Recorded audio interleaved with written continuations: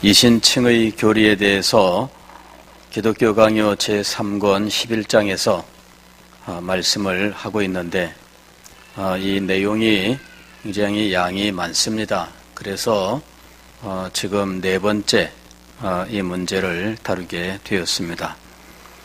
오늘은 인간의 의와 하나님의 의에 대해서 함께 생각을 하겠습니다. 오늘 우리가 읽은 성경 말씀을 보면 이제는 율법 외에 하나님의 한 의가 나타났으니 이렇게 이야기합니다. 하나님의 한 의가 우리에게 나타났다. 그런데 하나님의 의와 대조되는 또 다른 의가 있는데 그것은 인간의 행위로 인한 의입니다. 20절 말씀 보면은 그러므로 율법의 행위로 그의 앞에 의롭다 하심을 얻을 육체가 없나니 그랬습니다. 율법의 행위로 그의 앞에 의롭다 하심을 얻을 육체가 없다. 즉 인간이 행위로 하나님께 의를 얻으려 하지만 그 의는 인정받을 수가 없다라고 하는 거예요. 오직 하나님의 의만 진정한 의이고 인간의 의는 의가 아니다라고 하는 겁니다. 그래서 우리가 구원을 얻기 위하여는 인간의 의가 필요한 것이 아니라 하나님의 의가 필요하다 하는 거예요.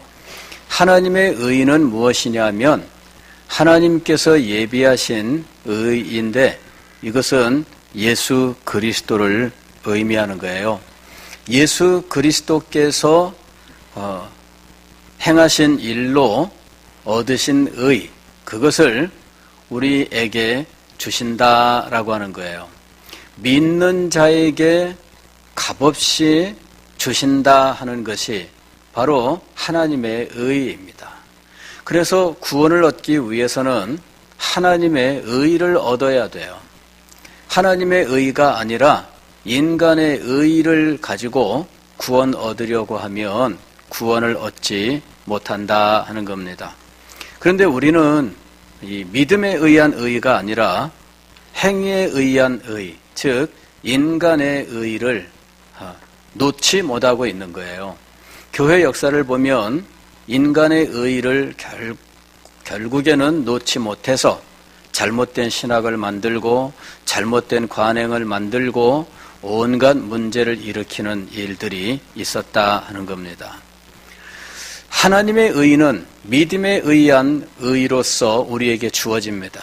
즉 우리가 예수 그리스도에 옷 입는다, 예수 그리스도로 옷 입는다라고 이야기하는데 그것이 바로 예수 그리스도의 의가 우리의 것이 되는 이 이신칭의의 모습을 말씀하는 거예요. 우리는 믿음에 의한 의로 구원을 받지 행위에 의한 의로 구원을 받는 것이 아닙니다. 믿음에 의한 의는 하나님의 의라고 부르고 행위에 의한 의는 사람의 의라고 부르는 거예요. 사람의 의를 내세우는 것은 하나님의 의를 버리는 것입니다. 하나님의 의도 받고 사람의 의도 채우고 이렇게 두 개가 공존하는 것이 아닙니다. 하나님의 의가 있으면 사람의 의는 필요 없고 사람의 의가 있으면 하나님의 의는 필요 없다라고 하는 거예요. 이 하나님의 의와 사람의 의는 공존하지 않아요. 이것을 우리가 잘 알아야 돼요. 인간이 자기의 의로 구원을 얻을 수 있다면 하나님의 의는 필요가 없습니다. 그런데도 불구하고 사람의 의를 강조한다면 그것은 하나님의 의, 즉 하나님께서 은혜로 주시는 의를 부인하는 것이다 하는 거예요.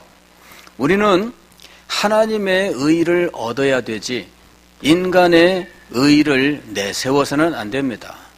이것이 철저하게 종교개혁자들이 주장했던 바고 오늘 우리가 개혁신학의 전통 속에서 물려받은 거룩한 유산인 거예요.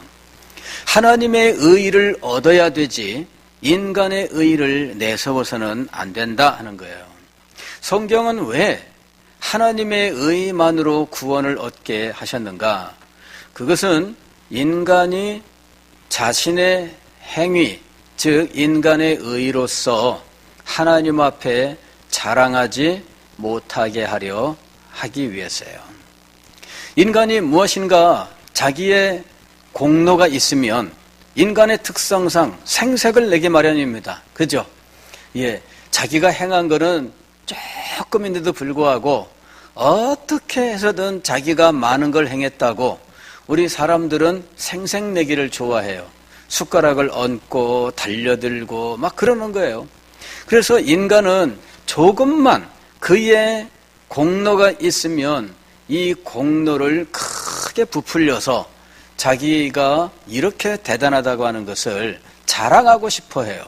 이것이 인간의 특성이에요. 아니, 죄인의 특성입니다. 죄인은 하나님에게 영광을 돌리지 아니하고 자기 자신에게 영광을 돌리는 특성을 가지고 있습니다. 그가 왜 범죄를 했습니까? 하나님의 영광 대신 자신의 영광을 추구했기 때문이에요. 사탄이 뱀을 통해서 그를 꿰었을 때 그에게 이렇게 얘기합니다. 네가 하나님과 같아질까 봐, 네가 하나님과 같아질까 봐 하나님이 그게 못마땅해서 선악과를 먹지 말라고 하신 거다. 그래서 사람이 그 말을 듣고 나서 선악과를 보니까 이야, 이 선악과가 이전에 생각하던 그게 아니에요. 과연 다르게 보이기 시작하는 거예요. 보암직도 하고 먹음직도 하고 지혜롭게 할 만큼 탐스럽기도 했다. 정말 달라 보여요. 그리고 슬그머니 마음속에서 의심이 솟아오릅니다. 아, 하나님께서 선악과 먹으면 우리가 하나님처럼 될까 봐 선악과 먹지 말라고 하셨구나. 이렇게 슬그머니 하나님께 대하여 의심하는 마음이 일어납니다. 그래서 그는 결국 선악과를 따먹고 말았습니다. 그는 하나님과 같아지려고 했어요. 이것이 바로 하나님의 영광을 자기의 것으로 삼는 이 욕심을 의미하는 거거든요. 자, 이런 죄인의 특성이 오늘날 우리들에게도 그대로 있어요. 하나님에게 모든 영광을 돌리기보다는 자기에게 모든 영광을 돌리는 이런 모습들을 보여주고 있는 거죠. 하나님의 영광을 말하면서도 자기의 공로를 꼭 강조하고 싶은 이런 마음, 이것이 우리에게 뿌리 깊게 남아있는 거예요. 아유, 목사님, 이거는 다 목사님이 다 하신 거고요. 목사님이 다 도와주신 거예요. 그러면서, 그런데요, 참 힘들대요. 아, 그거 해보니까 참 힘들어요. 그러면서, 목사님이 다 했어요. 그래 놓고, 그 다음에 꼭 무슨 말을 붙여요? 아, 해보니까 힘들대요. 그래서 자기가 힘들었다는 걸 또 강조하고 하죠. 이렇게 우리는 꼭 한 다리를 걸치고 싶어 하는 거예요. 이것이 우리들의 모습이에요. 구원에 있어서도 마찬가지입니다. 구원에 있어서도 전적으로 하나님을 부인하지는 않지만 그럼에도 불구하고 자신의 구원에 자신의 한 다리를 꼭 걸치고 싶어하는 이런 모습을 갖고 있다는 거예요. 우리는 이것을 세미펠라기아누스주의라고 봐요. 세미펠라기안주의. 이게 무슨 말이냐면은 세미라고 하는 말은 반이란 말이에요. 반반이다 이럴 때 반이에요. 펠라기안주의라고 하는 것은 이 펠라기우스라고 하는 신부가 주장했던 내용을 반만 받아들였다 하는 이야기입니다. 펠라기우스라고 하는 사람이 주장한 것은 인간은 자신의 의, 즉 자신의 행위로 의로워지고 구원을 받을 수 있다라고 말한 거예요. 즉 인간은 전적으로 타락한 것이 아니라 인간은 선을 행할 수 있는 능력을 여전히 가지고 있다는 거죠. 그래서 인간은 이 선을 행하여 구원에 이를 수 있다. 자기가 선을 행하여 의의를 얻을 수 있다. 이렇게 주장을 했어요. 이것이 펠라기우스라고 하는 사람의 주장입니다. 이 펠라기우스의 주장에 대해서 당시 유명한 신학자인 어거스틴이라고 부르는 사람, 우리가 흔히 성 어거스틴 이렇게 부르는 이 아우구스티누스가 바로 이 인간의 의에 대해서 오직 하나님의 은혜, 하나님께서 주시는 의로 말미암아 구원을 받는다라는 주장을 한 거예요. 이것이 펠라기우스 논쟁이라고 부르는 겁니다. 펠라기우스 논쟁에서 성 어거스틴은 이렇게 인간의 행위로 의롭게 될 수 있다라고 말하는, 즉 인간은 행위로 구원을 받는다라고 말하는 이 펠라기우스의 잘못된 사상을 철저하게 이제 물리치게 됩니다. 그래서 오직 은혜로 말미암아 구원을 얻는다라고 하는 이 은혜론을 주창을 했던 거예요. 그래서 이 어거스틴이 오직 은혜로 말미암아 구원을 받으며 오직 믿음으로 의롭게 된다라고 하는 사실을 강조하고 결국 잘못된 사상을 물리쳤는데, 어거스틴 이후에 그 후대들은 이 사상을 받아가지 못했습니다. 그러면서 이 사람들은 인간이 스스로는 의롭게 될 수 없지만 하나님께서 도와주시면 의롭게 될 수 있다, 이렇게 주장을 한 거예요. 그리고 내가 이렇게 의로워지면 하나님께로부터 상급을 받는다, 이렇게 생각을 한 거예요. 하나님께서 이렇게 도와주셨는데 그럼에도 불구하고 이 행위로 의를 이루지 못한다면 그는 연옥에 가서 모든 것들을 다 완성할 때까지 기다려야 된다, 이렇게 가르친 거예요. 이것을 우리는 세미 펠라기안주의라고 불러요. 즉 은혜도 받아들이고 인간의 의도 받아들여서 이것을 서로 섞어 놓은 거죠. 그래서 이것도 반, 이것도 반, 이렇게 반반씩 가져왔어요. 그래서 반 펠라기안주의 이렇게 부르고 있다는 거죠. 자, 여기서 이 사람들은 믿음을 무엇이라고 말하느냐 하면 하나님에게서 어떤 이 공로에 따른 보상을 기다리는 양심, 그 양심의 확신을 믿음이라고 불러요. 그러니까 우리가 믿음을 말하는 그 정의와 달라요. 우리는 믿음을 뭐라고 불러요? 예수 그리스도를 자신의 구주로 영접하는 것이 믿음이에요. 근데 이 사람들은 하나님이 자기가 행한 일에 대하여 보상, 상급을 주신다고 하는 사실을 믿는 것을 믿음이라고 말하는 거죠. 자, 이런 주장을 왜 하게 됐느냐? 히브리서 11장 6절에 보게 되면 하나님께 나아가는 자는 반드시 그가 계신 것과 또한 그가 자기를 찾는 자들에게 상 주시는 이심을 믿어야 할지니라. 하나님은 상 주시는 분이에요. 하나님께 나아가는 자에게 상을 주시는 분이십니다. 그러므로 우리가 하나님 앞에 나아간다면 당연히 무엇을 기대해야 할까요? 상을 기대해야 되는 거예요. 이게 믿음이라는 거죠. 하나님은 상을 주시는 분이시다. 내가 착하게 살고 하나님의 하나님을 마음속에 모시고 또 선행을 행한다면 하나님께서 반드시 상을 주실 것이다. 그것을 믿어야 된다는 거예요. 그러면 내가 어떻게 하나님께 나아갈 수 있을까? 내가 어떻게 하나님 앞에 나아갈 수 있는 의로운 자가 될 수 있을까? 그것은 하나님의 은혜로서 거룩한 삶을 살아가는 것이라고 말합니다. 이때 하나님의 은혜는 성령이에요.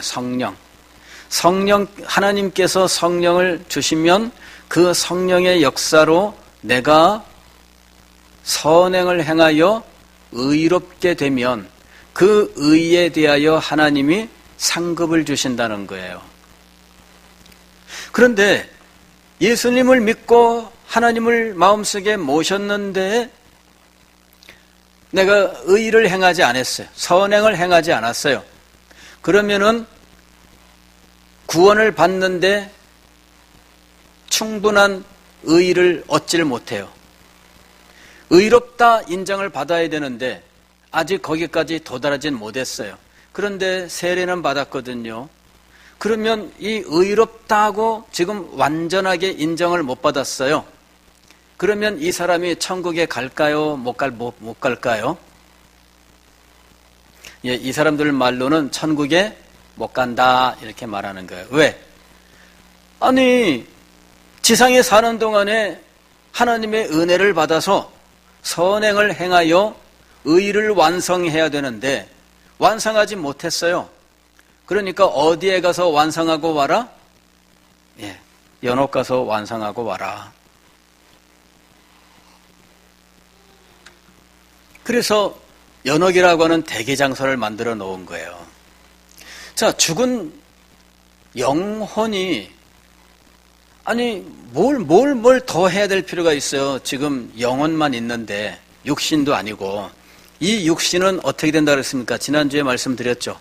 육신은 흙으로 돌아갔다가 주님 오시는 때에 생명의 부활로 살아나게 되는 거예요. 그럴 때 그 육신은 지금의 육신과 똑같을까요? 다를까요? 예, 다릅니다. 예.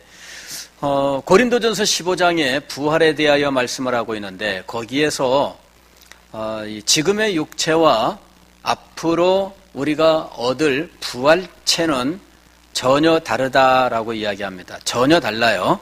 예, 비슷한데 조금 더 좋아지는 것이 아니고 전혀 달라요. 그런데 이 전혀 다른 것을 하나의 비유로 설명을 해요. 사람이 지금 농부가 밭에 씨를 뿌리는 것은 나중에 수확을 기다리기 위해서죠. 그런데 씨를 뿌렸을 때 거기서 자라나는 것은 씨와 똑같은 것일까요? 다른 것일까요? 다른 거예요. 그죠? 근데 이 씨와 이 자라난 싹하고 이 그 줄기는 본래는 씨와 이것은 같은 거예요? 다른 거예요? 예, 이게 참 그 씨는 분명히 변하여 무엇이 된 거예요? 예, 이 벼가 된 거예요. 아니면 뭐 배추가 되었든 무가 되었든 씨는 우리가 이 장차 벼가 될 그 작은 벼를 뿌린 게 아니에요. 그죠? 전혀 다른 것이로되 그랬어요. 뿌린 것은 뭐예요? 알갱이에요. 뿌린 것은 알갱인데 거기에서 무엇이 났어요? 꽃이 펴올랐어요. 전혀 다른 모습으로 나타났죠. 그래서 농부는 씨를 뿌리는데 알갱이를 뿌리는데 그가 기대하는 것은 뭐예요? 알갱이가 커지는 걸 기대하는 게 아닙니다. 예, 우리가 부활한다는 것이 바로 그렇다는 거죠. 이게 고린도전서 15장에서 말씀하고 있는 거예요. 알갱이를 뿌렸는데 알갱이가 커졌어요. 그게 아닙니다. 알갱이를 뿌리면은 알갱이는 어떻게 돼요? 죽어요. 그러나 거기에서 싹이 나고 이 싹이 자라나면서 큰 나무도 되고 꽃도 되고 그렇게 되는 거예요. 전혀 다른 모양이에요. 마찬가지로 우리의 부활이 그렇습니다. 우리의 부활이 지금 우리가 땅에 혹은 화장을 하더라도 우리의 육체는 이렇게 흙으로 돌아갑니다. 그런데 이 육체가 흙으로 돌아가고 난 이후에 우리는 이전과 동일한 육체를 기대하지 않아요. 부활체는 어떤 거예요? 전혀 다른 거예요. 씨가 땅에 심겨졌는데 알갱이가 아닌 싹이 나오는 것처럼 부활체는 지금의 육체와 전혀 다릅니다. 여러분이 하나님의 부름을 받는다면 지금 연세에서 하나님의 부르심을 받는다면 부활했을 때 여러분은 지금의 얼굴 모습으로 부활할까요? 지금의 얼굴 모습으로 부활할까요? 어떻게 언제적 모습으로 부활하실까요? 20살? 16살? 예? 제일 제일 싱싱하고 아름다웠던 때? 예.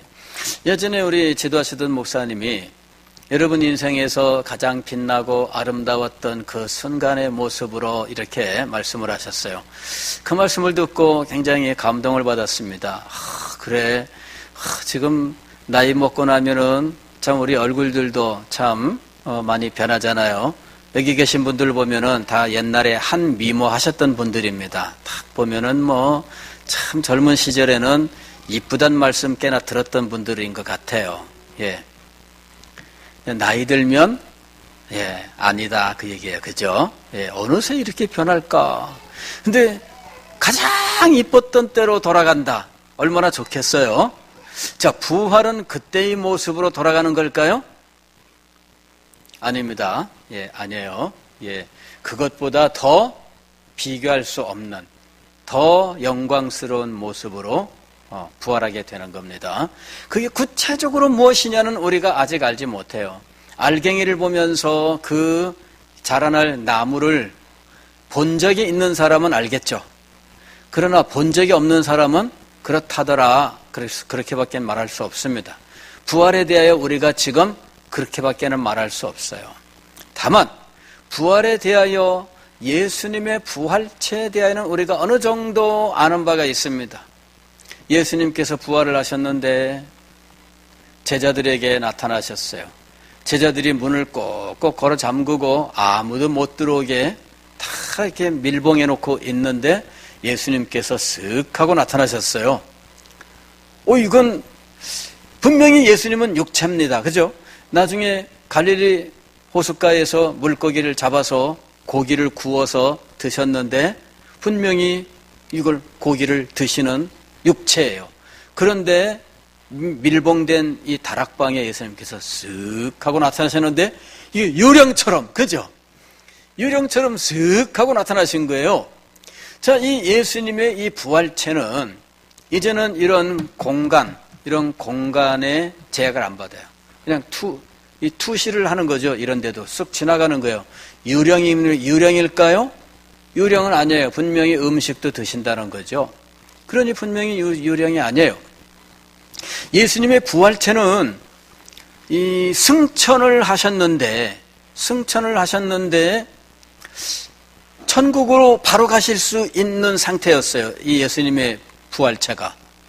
인간의 육체라고 한다면 여러분 하늘로 올라가는 것부터가 사실은 불가능하죠. 예. 요새는 뭐 그런 그 사람들 주제로 하는 영화들이 많이 나왔어요. 어벤져스. 막 날아다니고 막 그래요, 사람들이. 그런데 예수님의 육체는 하늘로 붕 떠올라가셨는데 사람들이 쳐다보니까 구름 가운데로 들어가셨더라. 이건 실제 구름이 아니라고 말씀드렸습니다. 예, 이 구름은 하나님의 영광의 상징이에요. 예. 그래서 지금 우리 눈으로 보는 이 구름을 말하는 게 아닙니다. 이 구름 기둥과 불 기둥 혹은 성전을 가득 채웠던 연기 이런 것들이 쉐키나라고 부르는 거예요. 이게 영광이에요. 영광의 세계로 들어가신 거예요. 그러면 예수님의 부활체는 영광의 세계로 들어가신 거예요. 이게 굉장히 놀라운 거예요. 예수님의 부활체는 공간의 제약을 받지 않아요. 그리고 예수님의 부활체는 이 우주 공간 어디든 그냥 전혀 제한을 받지 않으시는 이런 특징을 가지고 있어요. 예수님의 부활체가 우리가 부활할 그 육체와 동일한가?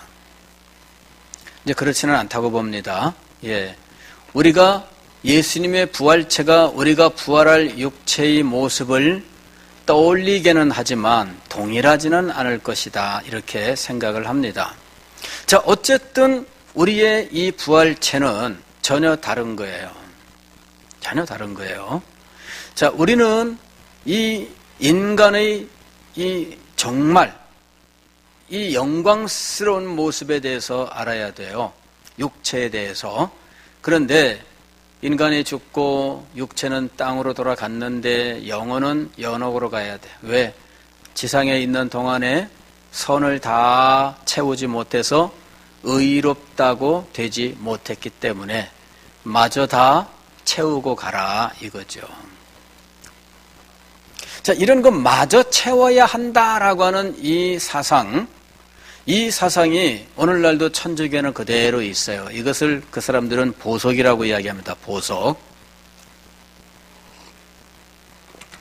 보석이라고 하는 건 뭐냐면은 분명히 내 죄사함을 받았느니라 그랬는데 부록으로 속죄의 일을 행해야 돼요.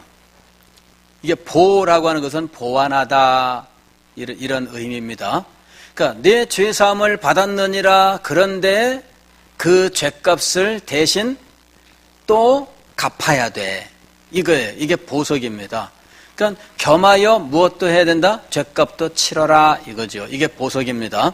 그러니까 거기는 그저 값없이 죄 용서하는 하나님의 은혜의 사상이 없습니다. 반드시 죄값을 치러야 돼요. 우리는 예수 그리스도께서 우리 대신 죄값을 치르셨다라고 믿습니다. 그래서 다시는 우리가 죄값을 갚기 위하여 용서는 받았는데 죄값을 받기 위하여 추가로 무슨 일인가를 더 해야 된다라고 가르치지 않습니다. 물론 내가 죄를 지어서 예수님의 보혈의 공로로 용서함 받고 그 죄로 말미암아 그 결과가 나한테 미칠 수는 있어요. 죄를 지어서 용서는 받았지만 그 죄로 인하여 나에게 미치는 결과로서 내가 어떤 고통을 겪을 수 있어요. 그러나 내가 그 죄 용서 받았으면서 마저 죄값을 치르는 이런 것은 우리가 가르친 바가 없습니다. 성경도 그렇게 가르치지 않죠. 그런데 인간들은 꼭 마저 우리가 무엇인가를 해야 된다라고 생각을 하는 거예요. 예수 그리스도의 공로로 우리가 의롭다함을, 즉 하나님의 의로 의롭다함을 받는데 그럼에도 불구하고 꼭 무엇을 덧붙이고 싶어진다고요? 우리가 뭔가를 해야 된다고 하는 것을 덧붙여요. 그리고 그에 대하여 하나님에게 상급을 요구하는 거죠. 뭔가 대가를 하나님에게 요구해요. 그게 의예요.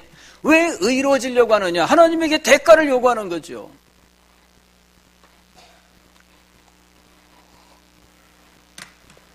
자, 천주교에는요, 이런 것이 있어요. 면죄부라고 하는 거 들어보셨죠? 종교개혁이 일어나게 된 중요한 동기입니다. 마틴 루터가 95개조의 논문을 발표했는데 그 논문에서 아주 중요하게 다루었던 것이 면죄부예요. 왜 이 면죄부 문제를 다뤘냐면은 사죄의 문제, 죄사함의 문제를 다루기 위해서였어요. 죄사함의 권한이 누구에게 있느냐? 신부에게 있느냐? 아니다. 하나님에게 있다라고 하는 거죠. 그런데 천주교는 지금까지도 신부가 죄사함의 선언을 해요. 내 죄사함을 받았느니라 이 사죄의 선언을 지금도 하고 있어요. 신부에 가서 고해성사를 하게 되면 신부는 항상 사죄의 선언을 합니다. 이 사죄의 선언을 하는데 이것이 신부가 죄를 사하는 권세를 가졌다는 것이냐? 루터는 아니다. 아니다. 또 교황이 죄값을 면제해 주는 권한을 가지고 있느냐?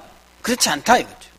이것이 루터가 성경을 가지고 증명하고자 있었던 일이에요. 그러면 도대체 로마 교회에서는 무엇을 가르치고 있길래 이런 문제 제기가 있었느냐 하는 거죠. 로마 교회는 이렇게 인간이 하나님의 은혜를 받아 선을 행함으로 의를 얻는다라고 가르치면서 그 의를 통해서 구원을 얻는다고 가르치는 거예요. 근데 여기서 말하는 하나님의 은혜는 우리가 값없이 받는 은혜를 말하는 것이 아니에요. 성령의 역사를 말하는 겁니다. 그런데 이 사람들은 성령의 역사를 영적인 것으로 생각하지 않습니다. 이 사람들은 성령의 역사를 교회 의식으로 바꾸어 놓았어요. 다시 말씀을 드리면 세례, 이게 성령의 은혜예요. 견진, 이게 성령의 은혜예요. 또 이 사람들이 칠성사, 우리는 성사라고 하는 것은 천주교 용어고 우리는 성례라고 부릅니다. 우리는 성례 하게 되면 두 가지가 있어요. 무엇과 무엇일까요? 세례와 성찬이에요. 그런데 천주교는 7개의 성례를 주장을 해요. 그 사람들은 성례란 말 대신에 성사라고 말해서 성사, 칠성사를 말해요. 칠성사. 근데 영어로는 세크라멘트라고 해서 똑같아요. 예, 영어로는 동일한 말인데 번역이 달라요. 7개를 말합니다. 영세, 견진, 혼배성사, 고해성사, 종부성사, 이런 식의 이 성사라는 이름을 붙은 7가지 이 의식이 있어요. 그게 성령의 은혜예요. 성령의 은혜. 그 것들을 부지런히 행하면 의를 얻어갈 수 있게 되는 거죠. 그런데 그걸 다 하지 못해요. 그러니까 성령의 은혜로, 즉 하나님의 은혜, 이 성령을 무엇으로 바꿔놓았어요? 성령의 역사를?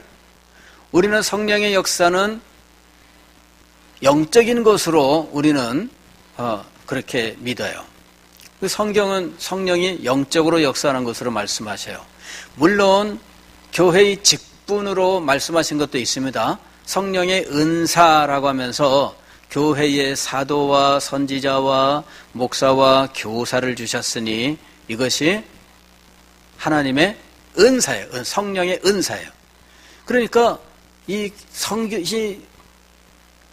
4가지 이 교회의 직분을 성령의 은사라고 말해요.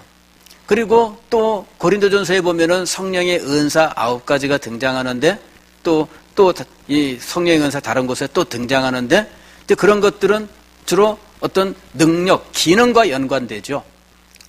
그러나 기본적으로 우리는 성령의 은사는, 성령의 역사는 영적인 것이라고 가르치고 있습니다. 자, 이렇게 영적인 성령의 은사, 우리의 기능으로 나타나는 것, 가령 지혜의 말씀, 지식의 말씀이라든지 방언 통역이라든지 신유라든지 이런 것들은 기능, 특별히 어떤 역할을 더 잘할 수 있게 되는 거예요. 기능이죠. 또는 직분. 사도와 선지자와 목사와 교사와 같은 직분도 성령의 은사예요.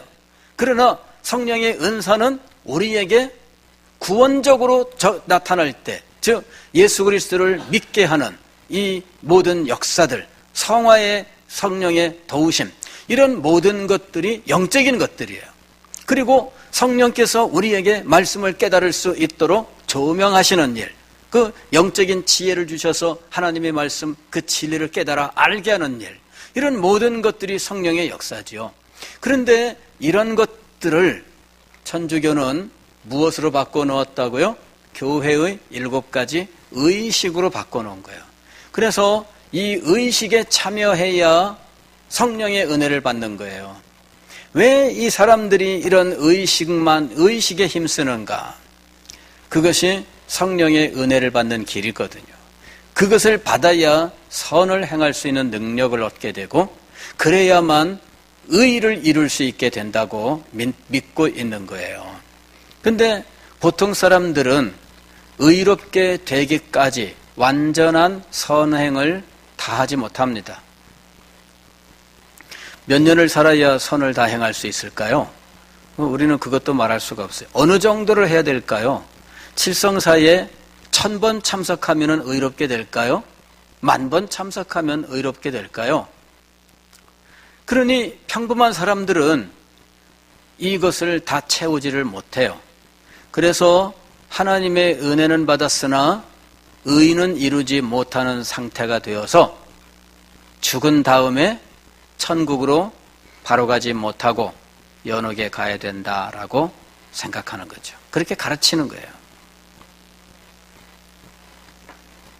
그런데 어떤 사람들은 특별해서 이 의를 넘치도록 쌓은 사람들이 있어요. 선행을 넘치게 행한 사람들이 있어요.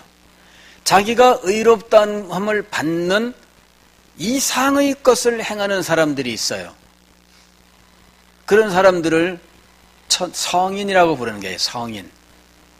성 누구누구, 이 사람들은 넘치도록 선을 행한 사람들이에요.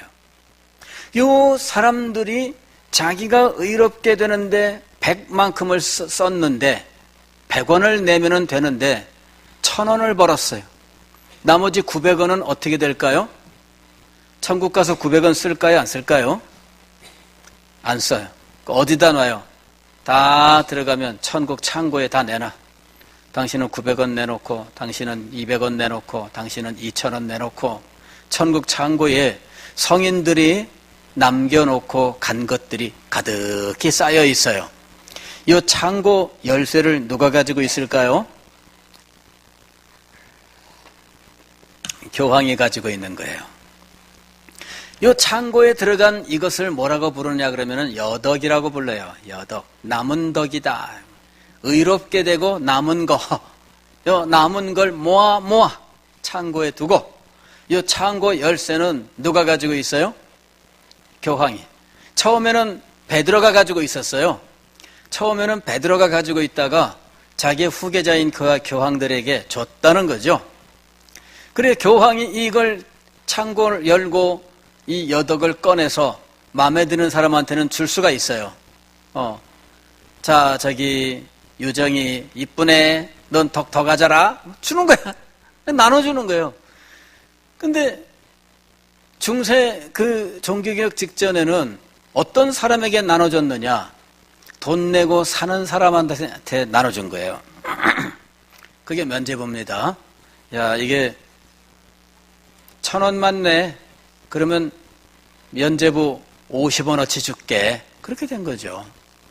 그래서 면죄부를 사는 거예요.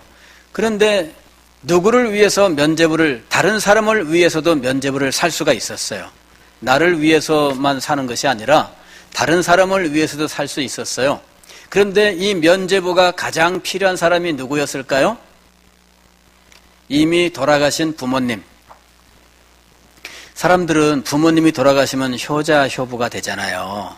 그죠? 예.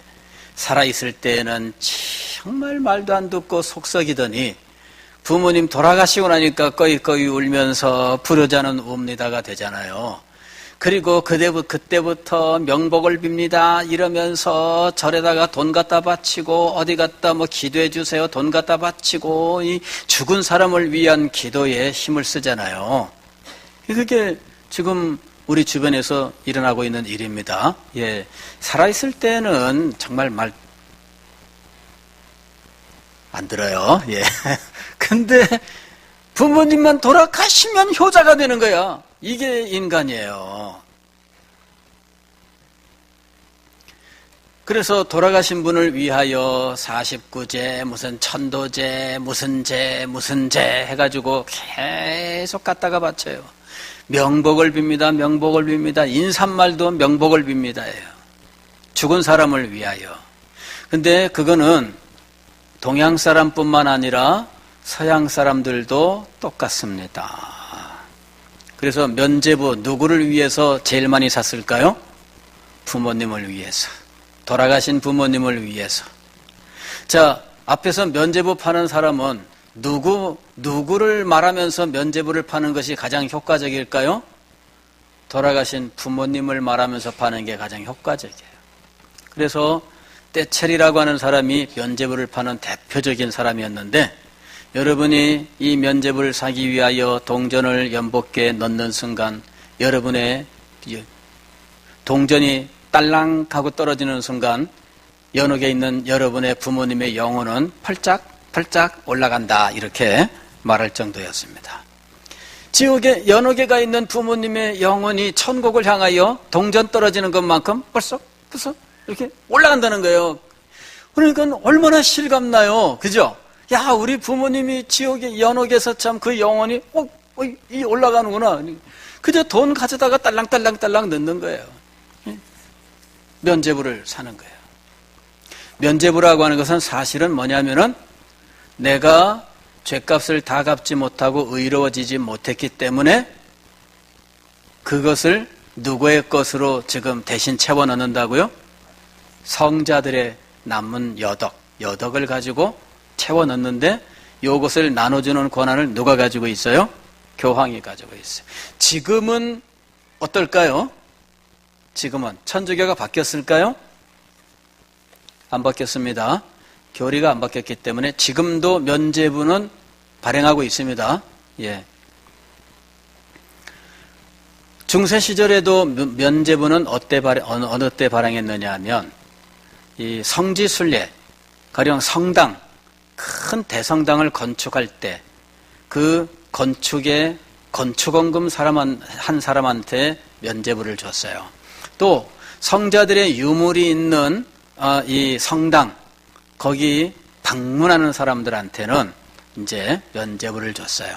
요새 우리가 여행 가면 도장 찍듯이 이게 부산에 뭐 10군데 도장 찍어 오세요 이러면은 막 들고 다니면서 도장 찍으러 다니잖아요. 가서 이게 도장 있다 꽝 찍고 가고 근데 이제 그런 것이 면죄부 받는 일이었어요. 그리고 오늘날에도 그런 일이 있는데 지금 교황 이전에 교황이 폴란드 출신이었는데 그 교황이 자기 고향 마을, 폴란드의 자그마한 고향 마을 경제에 도움을 주기 위해서 관광객들을 모으고 싶었어요. 그래서 면죄부 발행을 했습니다. 자기 고향 마을에 가는 사람들한테는 면죄부를 준다. 실제로 뉴스에 나온 거예요. 예, 제가 스크랩을 해놨습니다. 뉴스에 나온 거.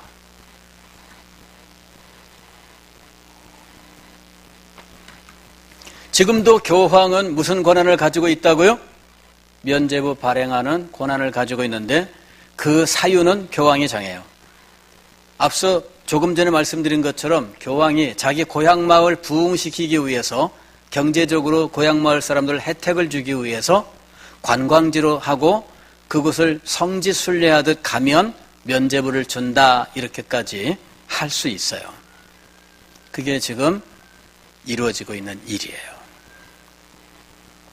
여러분, 예수 그리스도를 믿음으로 죄 사함, 즉 의롭다함을 얻었는데 그 후에 무슨 죄값을 치르기 위해서 계속적으로 무슨 일을 해야 되며 그 후에 무슨 의를 이루기 위해서 무엇을 더 해야 하며 그것을 다 못하여 죽은 다음에도 연옥에 가가지고 마저 다 해야 된다고 하느냐 그 얘기입니다. 그것이 잘못되었기 때문에 예수 그리스도를 믿는 믿음만으로 만족하며 그로 인하여 하나님이 거저주신 하나님의 의로서 우리는 구원을 얻게 되는 것입니다. 이것만으로 다 되는 거예요.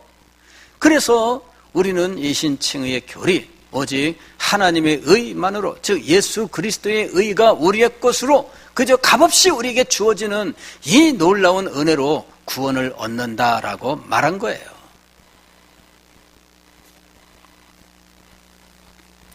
의롭다 하심, 즉 칭의는 행위에 대한 보수가 아니고 거저 주시는 선물이다.